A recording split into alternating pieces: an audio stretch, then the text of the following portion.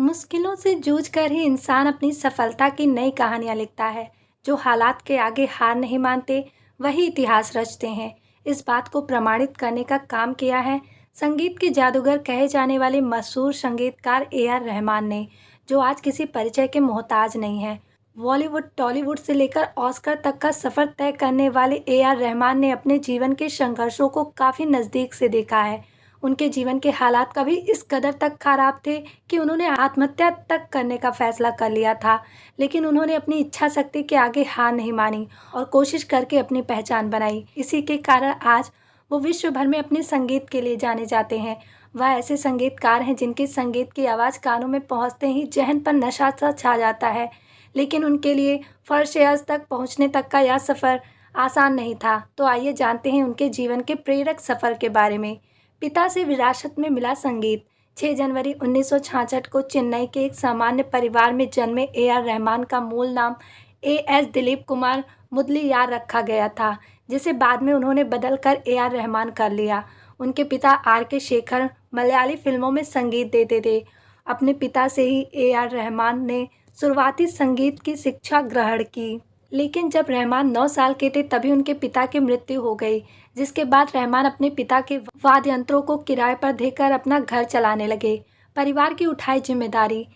केवल 9 साल की उम्र में ही पिता का सिर से साया उठ जाने के बाद पूरे परिवार के भरण पोषण की जिम्मेदारी रहमान के कंधों पर आ गई। उन्होंने किसी तरह संगीत के वाद्य यंत्र किराए पर देकर गुजर बसर करना शुरू किया।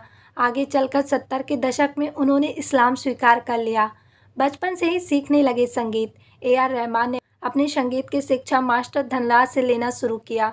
महज 11 साल की उम्र में रहमान ने अपने पिता के करीबी दोस्त M.K. अर्जुन के साथ मिलकर मलयालम ऑर्केस्ट्रा भी बजाया था।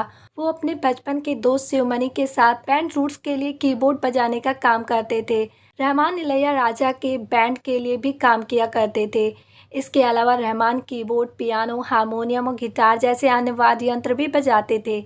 इसके बाद उन्होंने M.S. विश्वनाथ, इलैयाराजा, रमेश नायडू और एल शंकर के साथ में विश्व स्तर पर अपनी योग्यता का प्रदर्शन किया, जिसके बाद में उन्हें ट्रिनिटी कॉलेज लंदन के संगीत विभाग से एक स्कॉलरशिप भी मिली। कई बार आत्महत्या का आया ख्याल। 25 साल की उम्र तक ए आर रहमान हर दिन खुदकुशी के बारे में सोचा करते थे। जब उन्हें सफलता नहीं मिल रही थी तब उन्होंने कभी भी संगीत का साथ नहीं छोड़ा और उन्होंने अपने हालातों से लड़ने का फैसला किया। उन्होंने खूब मेहनत की और लगातार संगीत पर काम करते रहे। ऐसे पाई बड़ी सफलता। साल 1991 में रहमान ने फिल्मों के लिए संगीत बनाना शुरू किया। फिल्मकार मणि रत्नम ने अपनी फिल्म रोजा में उन्हें संगीत देने का मौका दिया। फिल्म म्यूजिकल हिट रही और पहली फिल्म में ही रहमान ने फिल्म फेयर अवार्ड जीता। रहमान को अब तक 6 राष्ट्रीय film award, 2 Oscar award, 2 Grammy award, 1 golden globe award, 15 film fair award और दक्षिण भारतीय फिल्मों के लिए 17 साउथ फिल्म फेयर अवार्ड मिल चुके हैं। ए आर रहमान का चेन्नई में अपना खुद का म्यूजिक स्टूडियो भी है।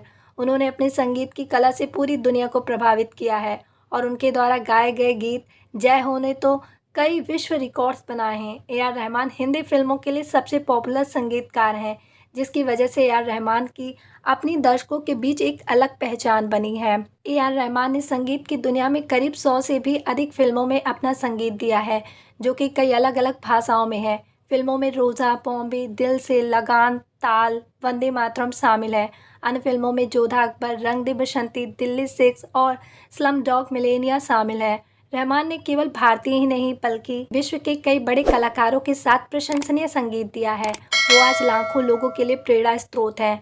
उन्होंने अपनी मेहनत और लगन से सफलता की कहानी लिखी है।